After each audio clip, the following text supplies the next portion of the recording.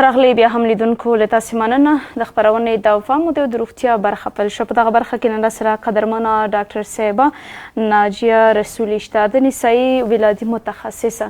په دغه برخه کې له ځان سره لرو او غږیږو پر دې چې په میرمنو کې د مثانې د میکروب زیاتوالی ولې رامنځته کیږي، لاملونه عمده په دغه برخه کې څه کیدای شي، یوه میرمن څنګه باید وپوهیږي چې دې ته د مثانې میکروب پیدا شوی دی، او که چیرته یې تداوي ونشي، پر وخت باندې تشخیص ترسره نشي، نو د وجود په نورو غړو باندې اغیزې څه کیدای شي. درملنه او تداوي که لري نو په دغه برخه کې تداوي څنګه ده. نو ښه راغلاست وایم ډاکټر صاحبې ته بیا پر همدې موضوع سره بحث لرو. ډاکټر صاحبې تاسو هم ستړي مو شئ، پخیر راغلی، وقت مو بخیر. عرض سلام و ادب خدمت شما و بیننده های تلویزیون شمشاد. سلامت اوسئ، مننه کوم. خو نن په میرمنو کې د مثانې د میکروب په موضوع باندې غږیږو. څه به ښه وي چې اول دغه مثانه که تعریف شي لیدونکو ته، وجود کې د انسان د مثانې دنده څه ده؟ خب قسمی که هم ما شما آگاهی داریم، سیستم ادراری یا امو یورینری سیستم عبارت از عضو هست که همه ما شما میفهمیم که یک عضو بسیار فعال و اساس است که مواد زائد را از وجود اطراح میکنه. که این سیستم ادراری ما شما دو بخش داره، بخش بالایی یا اپر یورینری سیستم و قسمت پایینی یا لاور یورینری سیستم است. قسمت بالایی شامل کلیه ها یا گرده ها است که هم در تصفیه خون و اطراح مواد زائد کمک میکنه، و حالب ها است یا امون نفیرایی که از تیوب هایی که از کلیه می به طرف مثانه و ادرار را به مثانه انتقال میده. قسمت پایینی یا سیستم ادراری پایینی شامل مثانه و مجرای ادراری می باشه که از این طریق اطراح و دفع ادرار صورت می گیره. بله. و زمان دچار عفونت میشه یا عفونت ادراری زمان دچار میشه که باکتریای به نام ایکولای یا ایشیریشیکولای بیاید و شامل یکی از این بخش هایی که ذکر کردم شود در اینجا ایجاد عفونت میکنه که امیره به نام UTI یا یورینری ترک انفکشن یاد میکنه. بله، سلامت اوسئ. نو بیا په مثانه کې د میکروبونو زیاتوالی څه دی؟ مثانه کې ولې میکروبونه پیدا کیږي؟ خب گفتم برتان که زمانی که امی باکتریا بنابر هر دلیل که امکان داره از طریق رعایت نکردن بهداشت خود خانم، از طریق رابطه های جنسی ناسالم، از این طریق زمانی که میکروب سرایت میکنه باعث عفونت مثانه میشه. بله. یوه میرمن څنګه باید وپوهیږي چې دې ته د مثانې میکروب پیدا شوی دی؟ نښې نښانې په دغه برخه کې څه کیدای شي؟ ورته د کومو علایمو په اساس وپوهیږي؟ اراز علایمی که ایجاد میکنه در قدم اول امو درد زیر شکم یا زیر بطن است، درد خود پهلوها است، تکرر ادرار است و سوزش ادرار است، و در ضمن ادرار بدبو و رنگ بسیار تیره می داشته باشه، و در حالاتی که سیستم بالایی را درگیر کرده باشه حتی تهوع و استفراغات هم می داشته باشه. خو ولې میرمنې د نارینه‌و په پرتله د مثانې د میکروب سره زیاتې مخ کیږي؟ خب به خاطر که یک فرق در سیستم تناسلی خانم ها و آقایان وجود داره که یعنی مجرای ادراری خانم ها که است کوتاه‌تر نسبت به آقایان می باشه. از این خاطر زود درگیر عفونت میشن. د مثانې د پاک ساتلو په برخه کې او یا هم د میکروبونو د لرې کېدو په برخه کې د اوبو د څښاک رول څه کیدای شي؟ د پاکو اوبو څښل مطلب رول د دغه برخې څه دی په دغه برخه کې تر څو مثانه میکروبي نشي؟ خب اگر ما به خاطر وقایه یا جلوگیری از عفونت بر خانم ها توصیه بکنیم، بهتر است که خانم ها در قدم اول بهداشت را رعایت بکنن. خانم ها عموما در زمان پریودی باید پدهای خود را عموما 4 تا 6 ساعت بعد هر روز باید تبدیل بکنن. زمانی که به حمام میرن رفع حاجت میکنن باید از قسمت جلو به طرف عقب خود را پاک بکنن. ناحیه تناسلی خود را میتونن با آب پاک بشوین و فقط از صابونی که مخرش نباشه مثل صابون اطفال استفاده بکنن. از مواد خوشبو کننده عطریات و غیره جدا پرهیز بکنن و متوجه ای باشه که هرگاه اعراض علائم ایجاد شود به دکتر مراجعه بکنه. تاثیر آبی صحی چی شده میتونه در این بخش؟ آیا میتونه که جلوگیری از میکروب ها مثانه شود؟ دقیق. زمانی که یک شخص به عفونت مثانه گرفتار میشه در پلوی ازی که تداوی طبی میشن به مریض گفته میشه که از آب صحی روزانه به مقدار زیاد بنوشن، چون این باعث میشه که ادرار رقیق شه و تمام عفونت و میکروب که اگر باشه اونا را با خود یک جا پایین بیاره. که روزانه 8 تا 10 گیلاس آب برای هر مریض ما تجویز میکنیم. کوم ډول خواړه دي چې هغه د مثانې میکروب زیاتولی شي؟ داسې خواړه یا غذا هم شته چې هغه په دغه برخه کې د مثانې د میکروب د زیاتوالي رول ولري؟ ببخشید سوال خنه بود نیست. غذای است که مثلا میکروب مثانه را زیادتر میکنه؟ نه تو یک چیز وجود نداره. ما سوالات قبلا روان کرده بودم که در رسه تداوی و اینا بوده. بله، د حاملګۍ په وخت کې راګرځو دغه برخې ته یو میرمن حامله اوسیږي نو د دې لپاره په دغه برخه کې د مثانې میکروب پیدا کیږي اغیزې د وجود په نورو برخو څه کیدای شي؟ په جنین باندې هم څه اثر لري؟ دقیق. هرگاه خانمای حامله به یوتی دچار میشن اینا باید در صدد تداوی خود باشن، چون هم سبب آفات امی یورینری سیستم اینا میشه در کل از کلیه ها گرفته حالب ها مثانه همه را درگیر میکنه. در ضمن بالای جنین هم تاثیر داره. امکان داره که زایمان زودرس بکنه مادر و طفلی که تولد میشه خیلی کم وزن باشه. بله، یعنی مستقیما که چېرته یو میرمن حامله اوسیږي په ماشوم باندې هم اغیز او اثر درلودی شي، شاید هغه هم د ځینو ستونزو سره یا د ناروغیو سره گرفتار شي. راګرځو دې ته چې آیا د مثانې د میکروب زیاتوالی په پښتورګو باندې هم څه اغیزه لري؟ نو که چېرته بیا همدغه د مثانې د ادرارو نه خالي کېدو برخې ته راګرځو، که چېرته مثانه کې ادرار ساتل کیږي یا تش ادرار که چېرته تر ډیره پاتې کیږي څه ستونزې پیدا کولی شي؟ ببخشید ادراری که در مثانه می باشه مثلا خالی نمیشه چه مشکلاتی را ایجاد کرده میتونه؟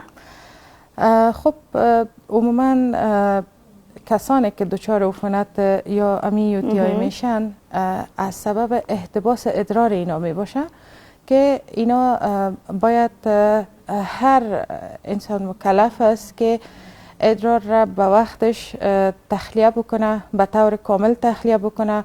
احتباس ادرار خودش باعث تجمع امی باکتری ها و میکروب ها میشه که باعث امراض گوناگون هم شده میتونه. اگر بر وقت علاج امی مثانه تشخیص بر وقت نشه چه مشکلات را با مفرد ایجاد کرده میتونه؟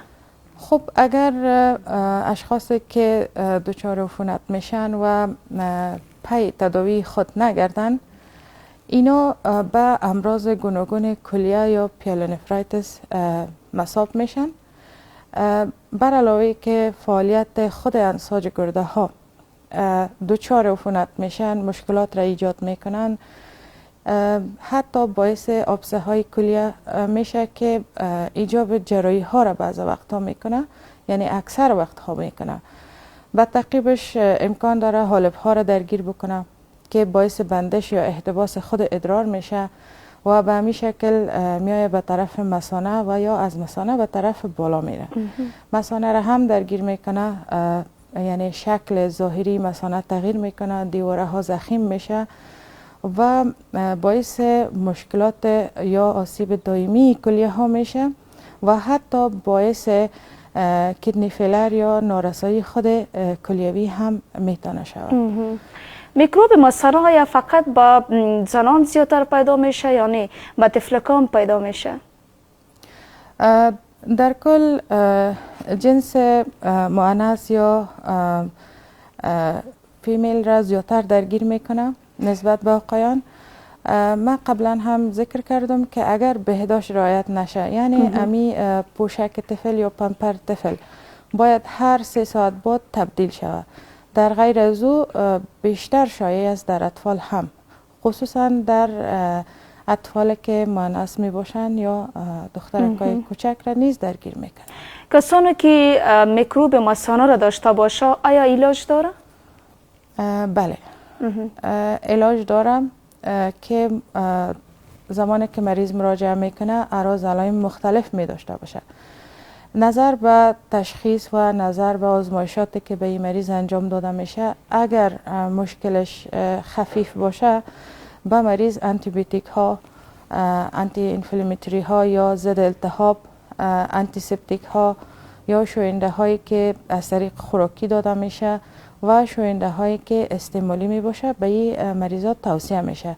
اما اگر در حالاتی که وخیم باشه مشکلشان، بر اینا حتی آنتی بیوتیک های زرقی شروع میشه، باز هم آنتی انفلاماتوری ها برشان داده میشه و در ضمن بر علاوه تداوی طبی به اینا توصیه میشه که روزانه 8 تا 10 گیلاس آب بنوشن، ادرار خود را همیشه سر وقت تخلیه بکنن، یعنی از احتباس ادرار جدا پرهیز بکنن و رعایت امو بهداشت خود را حتما بکنن.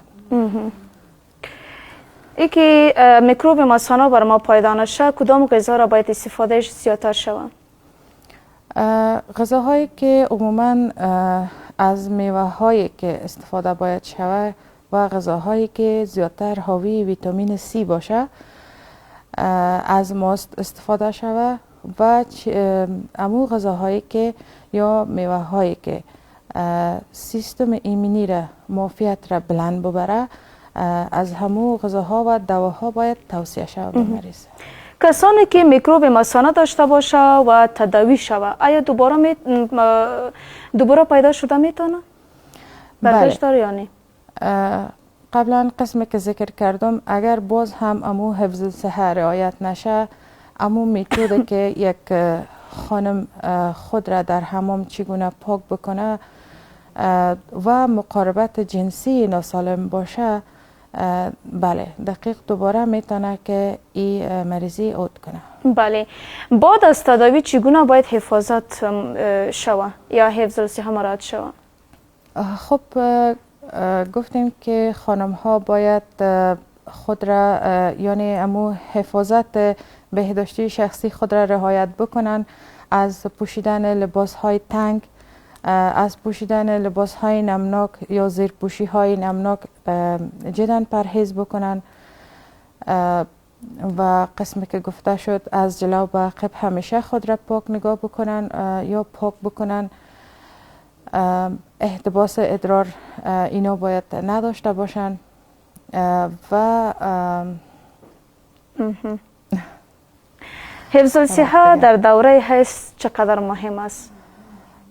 خب در دوره حیض حفظ الصحه قبلا هم ذکر کردم که هر 4 تا 6 ساعت بعد باید پدها تبدیل شود، چون نه تنها باعث عفونت مجرای ادراری میشه، حتی میتونه باعث عفونت مجرای تناسلی خانم ها هم شود که خود زمینه ساز امی ایجاد بیماری ها میتونه هم شود در صورتی که حفظ الصحه رعایت نشه در جریان پریود یا حیض. د مثانه د میکروب د مخنیوي په برخه کې د ورزش فایده هم شته؟ کسانی که ورزش میکنه کدام تاثیر داره یا نه؟ خب قسمی که پیداست که ورزش خود تاثیرات خاص بالای اعضای وجود داره. البته که بدون مفید نیست، یعنی فایده خود را حتما داره، چون جریان خون سریع میشه و هر قدر که جریان خون در وجود سریع شود به همون قدر اطراح و دفع صورت میگیرد. طبیعی است که ورزش هم میتونه تاثیرات خاص خود را بالای این عفونت داشته باشه. تغییرات فصل هم در این بخش وجود دارد یا نه؟ بله، زمانی که سرما میشه خود کلیه ها فعالیت زیاد میشه و اکثرا ما مریضایی که مراجعه میکنن در زمانی که هوا سرد میشه از درد کلیه ها شکایت میکنن، چون فعالیت کلیه ها در این زمان زیاد میشه، تکرار ادرار زیاد میشه در این مریضا. به این خاطر باید آب بیشتر اینا استفاده بکنن تا و همچنان باید تداوی طبی خود را هم پیگیری بکنن. بله، سلامت اوسئ ډاکټر صاحب. په دغه برخه کې که چېرته تاسې د لیدونکو لپاره کومه وینا د حفظ الصحې په برخه کې موجوده وي یا کوم پیغام ولرئ نو مهرباني اورئ. تشکر از شما و از تلویزیون شما که ما را دعوت کردن. طبیعی است که توصیه ما به خانم هایی است که اکثرا و عموما مشکلاتی که برای اینا بار میآید تمامش از عدم رعایت حفظ الصحه می باشه و بیشتر خانم های ما به پیایدی یا امو چرک دامن که میگیم به او مصاب میشن میان و همچنان مشکلات یوتی های حتما می داشته باشن. پس به این خاطر باید بهداشت را جدا مراعات بکنن. بله، ډاکټر صاحب له تاسو ډیره مننه چې په خپرونه کې مرا سره حضور درلود. تشکر از شما هم. سلامت اوسئ.